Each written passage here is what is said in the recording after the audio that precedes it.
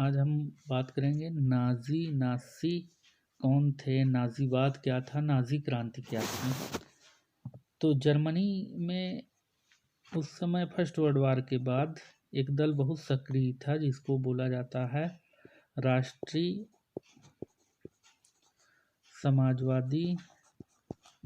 Samajwadi German कामगार दल। इस दल के सदस्य को नाज़ी कहा जाता था। यह दल फर्स्ट वर्ल्ड वार के बाद, जैसा कि पता है कि जर्मनी को काफ़ी नुकसान उठाना पड़ा था, तो इस दल ने काफ़ी जर्मनी को पुनः पुरानी जर्मनी को के रूप में स्थापित करने का प्रयास किया और सुधारों की मांग की। और इस दल का सदस्य 1919 ईस्वी में हिटलर बना और 1933 तक आते आते हिटलर ने देश का नेतृत्व छीन लिया और सभी विरोधी दल जो उस समय जर्मनी में थे सबको समाप्त कर और हिटलर जर्मनी में तानाशाही की स्थापना करता है। एक तानाशाह के रूप में हिटलर से सभी परिचित होंगे। उसके बाद आगे देखिए, जो उस समय जर्मनी की सांस्कृतिक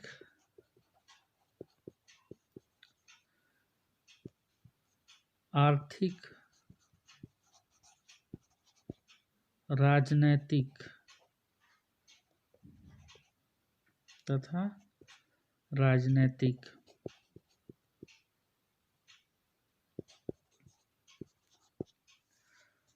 इन सभी क्षेत्रों में, चाहे वो सांस्कृतिक क्षेत्र हो जर्मनी का आर्थिक क्षेत्र हो और राजनीतिक क्षेत्र हो, सभी क्षेत्रों पर नाज़ी दल छा गया और हिटलर के नेतृत्व में यह दल इतना लोकप्रिय हो गया कि इस दल के नेता हिटलर को फ्यूरर के नाम से जर्मनी की जनता उसकी पूजा करने लगी थी, एक तरह से कह लीजिए, इतना लोकप्रिय हो गया। नाज़ी लोग इस दल के जो सदस्य थे वो उन्होंने ये कहना शुरू कर दिया कि जर्मन जाति संसार की जो है श्रेष्ठ और महान है। और जब ये कहें और आगे चलकर ये यहूदियों के विरोधी के रूप में आएंगे। हिटलर दुनिया में सर्वाधिक, अब तक ज्ञात लोगों में सर्वाधिक 60 लाख बताया जाता है उसने यहूदियों की हत्या करवाई थी। इसका कारण क्या था यह हम आगे बात करेंगे। अब देखते हैं, ये दल तो लोकप्रिय हो गया, अब नाज़ी क्रांति होगी जर्मनी में, जिसको नाज़ी रेवोल्यूशन के नाम से जाना जाता है। जर्मन प्रजाति की श्रेष्ठता स्थापित कर दी गई थी ये नाज़ियों द्वारा, कि यानी संसार में सबसे श्रेष्ठ कौन है, जर्मन लोग हैं, जर्मनी के लोग। और वो रक्त की शुद्धता को स्वीकार करते थे, रक्त की शुद्धता को, यानी जर्मनी में नाज़ी दल के सदस्य अपने आप को संसार के सर्वश्रेष्ठ लोग और रक्त से शुद्ध मानते थे अपने आप को, कि उनका रक्त दुनिया में सबसे शुद्ध है।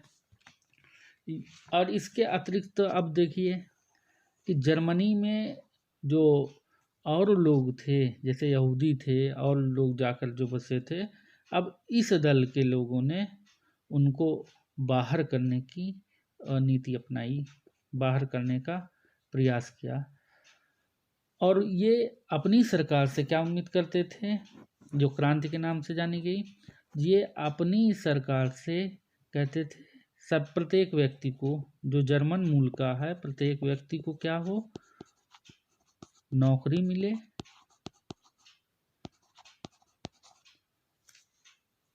और जो उस समय सूद की बहुत ज़्यादा दर पर सूद लिए जाते थे, और इन्होंने मांग की क्या, सूद की दरें जो बढ़ी हैं उसको कम किया जाए, और सभी जो क्या कहते हैं, एक तरह से कह लीजिए कि जर्मनी में जो कंपनियां थी, जो जर्मनी के अपने यहाँ के उद्योग थे, उसका राष्ट्रीयकरण की ओर, ये कहें कि उसका राष्ट्रीयकरण किया जाए। और इसके साथ ही साथ इनकी मांग क्या थी, इनकी मांग यह थी कि संसार की बड़ी शक्तियों के साथ, यानी दुनिया यूरोप के अन्य शक्तियों का की ओर इशारा कर रहे हैं ये जर्मनवासी, क्योंकि फर्स्ट वर्ल्ड वार में ये हारे हैं। अब प्रथम विश्व युद्ध में जर्मनी को कितना बड़ा नुकसान हुआ था, इससे इतिहास का विद्यार्थी परिचित है। तो प्रथम विश्व युद्ध की जो हार थी, पुनः आप देखिए जर्मनी एक तरह से अपने आप को खड़ा कर रहा है यूरोप में। तो उसके लिए नाजी दल के सदस्य कहते थे कि उनकी ये जो नाजी रेवोल्यूशन के अंतर्गत मांग की गई उनकी, कि संसार की बड़ी शक्तियों के साथ शास्त्रास्त्रों के क्षेत्र में प्रतिस्पर्धा हो। तो ये मांग थी, और यही नासी ये नाजी क्रांति के अंतर्गत क्या बातें शामिल थीं। तो इसके नासी मतानुयायी जो इस मत के अनुयायी थे, मतलब इस दल के सदस्य थे, वो यहूदियों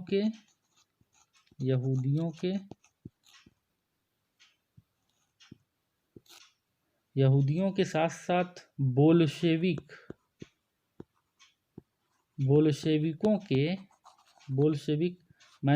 रूस में ये दल थे उस समय। तो इन लोगों के ये उग्र विरोधी थे, यानी नाजी क्रांति के समर्थक लोग, नाजी जिन्हें कह रहे हैं हम, उन्हें बोल्शेविक और यहूदियों के ये विरुद्ध थे।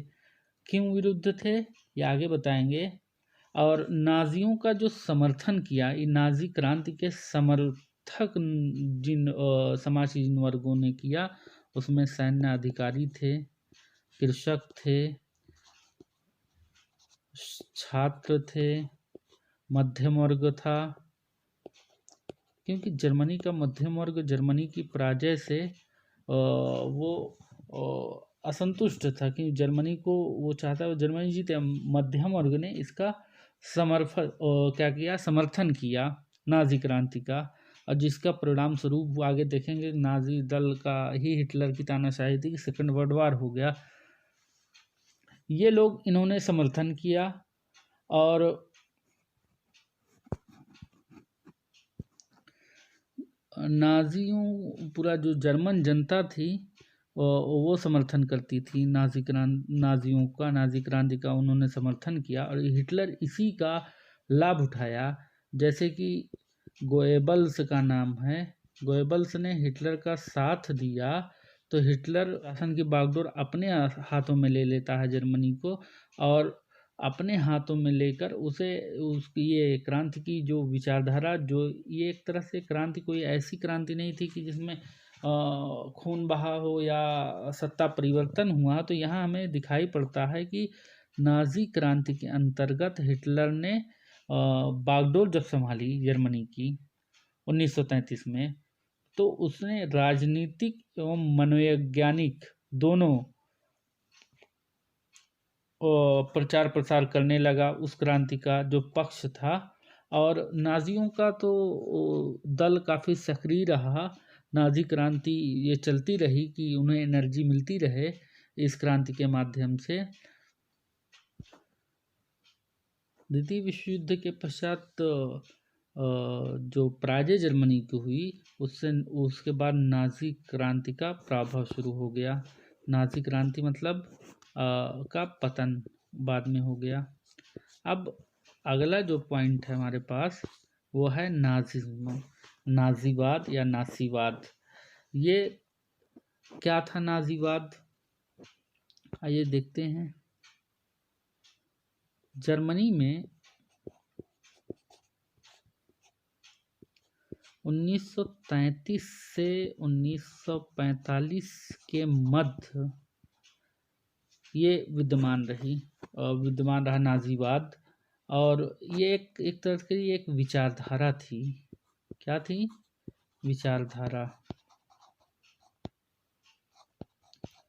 और इस विचारधारा के अंतर्गत हिटलर के नेतृत्व में ऐसे विचारों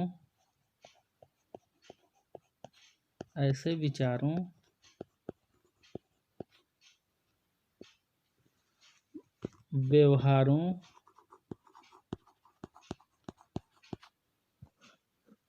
राजनीतिक रणनीतियों और इसके अंतर्गत अन्य क्रियाकलाप जो है उसका कार्यान्वयन किया गया, जिससे जर्मन राष्ट्र की सर्वोच्चता स्थापित हो जाए, यानी जर्मन प्रजाति की श्रेष्ठता स्थापित होने के लिए जो ये जर्मन जाति दुनिया में सबसे श्रेष्ठ है, ये भावना जन्म लिया। और हिटलर का ही परिणाम था कि हिटलर ने इस तरह का प्रोपेगेंडा वहाँ किया कि ना दुनिया में सर्वश्रेष्ठ हैं, उस पर बहुत अधिक बल दिया जर्मनी की, ताकि जर्मनी पुनः उसको उठ खड़ा हो जैसे फर्स्ट वर्ल्ड वार के पहले था। इसके अंतर्गत और क्या बातें शामिल थी? जो उनके अपने घरेलू प्रतिरोधी थे और बाहरी विरोधी थे, और उनके साथ घृणा की नीति अपनाई गई, विदेशियों के प्रति घृणा की नीति अपनाई, और जब घृणा की नीति अपनाई उसी का को भाजन हुए यहूदी, और इसका आगे बताएंगे हम। इसके अलावा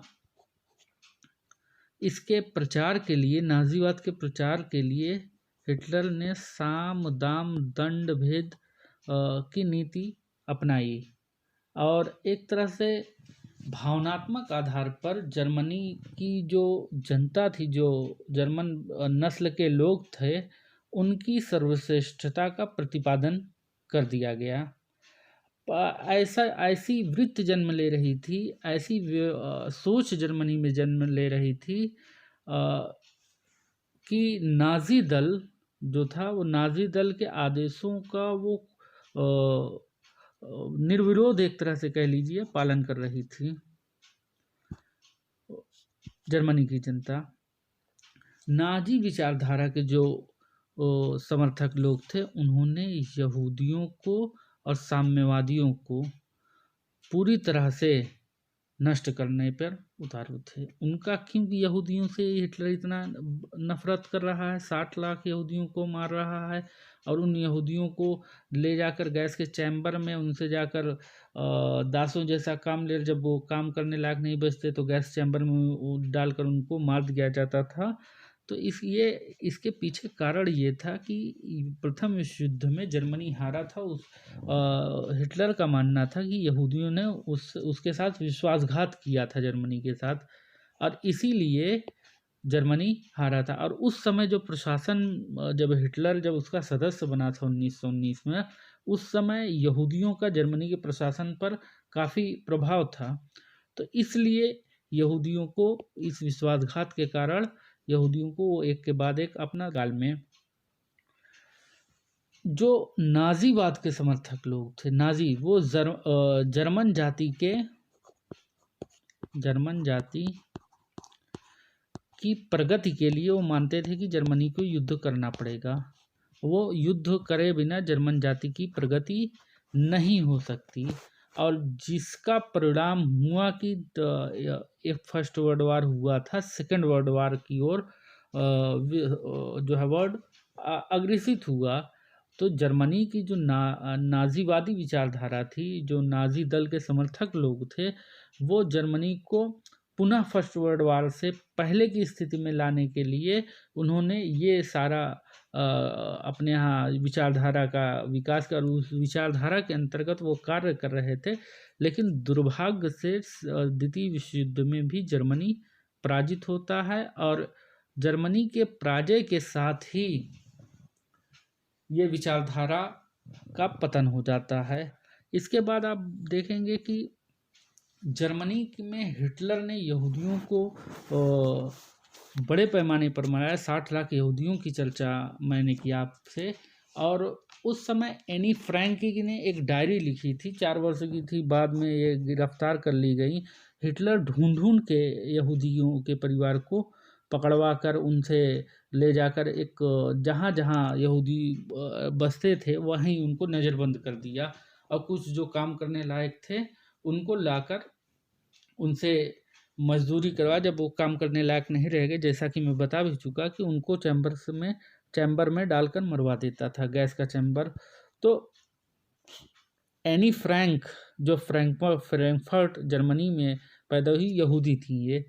ये हिटलर जब वो यहूदियों को मरवा रहा था तो ये वहाँ से नीदरलैंड चले गए, इसका परिवार। और नीदरलैंड में 1940 तक ये स्थिति हो गई कि हिटलर उस यहूदी विरोधी नीति का पालन करता हुआ प्रत्येक यहूदी जिसको भी पाता मरवा देता या काम करवाता। लास्ट में उसको कुल मिला के एक प्रतिशोध की भावना से वो ग्रस्त था। तो ये एनी फ्रैंक का जो परिवार था, एक घर में वो नज़रबंद हो गया और 1902 वर्ष तक वहाँ एनी फ्रैंक रहीं। 1942 में दुर्भाग्य से ये परिवार जर्मनी के सैनिकों जो नाजीवाद के समर्थक थे उनके हाथों ये परिवार लग जाता है। और जब लग जाता है तो इस घटना का पूरे उसमें एनी फ्रैंक ने एक डायरी लिखी और उसका लगभग 50 से अधिक भाषाओं में उस डायरी का अनुवाद हुआ, जिसमें यहूदी विरोधी भावना का स्पष्ट और ज्वलंत उदाहरण मिलता है। तो कुल मिलाकर नाजीवाद का उदय जर्मनी में द्वितीय विश्व युद्ध का एक कारण भी बना। तो इस प्रकार से साधारण से शब्दों में इसको बताने का आपको प्रयास किया। और जब सेकंड वर्ल्ड वार आएगा तो वहाँ पर नाजीवाद की गतिविधियाँ या नाजीवाद जो हिटलर के नेतृत्व में आगे बढ़ा जर्मनी, तो उसमें क्या बात थी जो सेकंड वर्ल्ड वार की ओर जर्मनी को ले गई, देखेंगे। धन्यवाद।